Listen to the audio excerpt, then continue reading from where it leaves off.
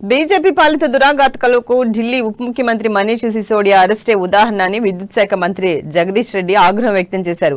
దేశంలో దర్యాప్తు సంస్థలు స్వతంత్రంగా పనిచేయట్లేదన్న ఆయన అసలు దొంగల్ని వదిలిపెట్టి బీజేపీ నేతలు చెప్పిన వారిపై కేసులు పెడుతున్నారని ఆరోపించారు. కార్నర్ సమావేశాల్లో పాల్గొంటున్న కేంద్ర మంత్రులు రాష్ట్ర అభివృద్ధిపై అసత్యాలు మాట్లాడుతున్నారని మండిపడ్డారు. చేసిన ఆరోపణల మేరకు మాత్రమే ఇన్వెస్టిగేషన్ నడుస్తుందనేది మనకు ప్రత్యేకంగా ఈ ఢిల్లీ లిక్కర్ కేసులో మనకు కనబడతా ఉంది.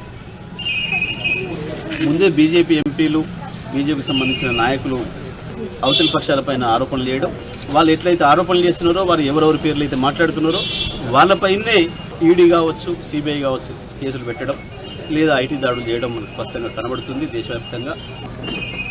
గతంలో కూడా కొంత సిబిఐ ఇటువంటి తప్పులు చేసినప్పటికీ బీజేపీ కేంద్ర ప్రభుత్వం అధికారులకు వచ్చిన తర్వాత దాష్టికాలు ఎక్కువైపోయినాయి. ఇంత దుర్మార్గంగా గత చరిత్రలో ఎప్పుడు కూడా కేంద్ర ప్రభుత్వాలు ప్రవర్తించే సందర్భం లేదు. ఇవాళ ఎమర్జెన్సీకి మించిన దారుణమైన పరిస్థితులు ఈ దేశంలో కొనసాగుతున్నాయి.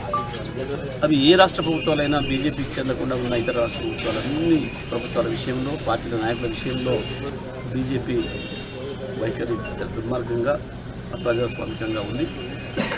ఇక వేరే పార్టీని బతకనివద్దన్నట్టుగా బీజేపీ అనే విధానం కనబడుతుంది. కేంద్ర ప్రభుత్వాన్ని అది ఉపయోగించుకుంటున్న పరిస్థితులు కనబడుతున్నాయి.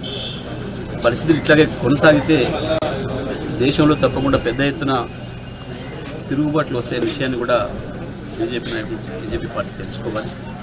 చరిత్రలో ఎక్కడ కూడా అణచివేత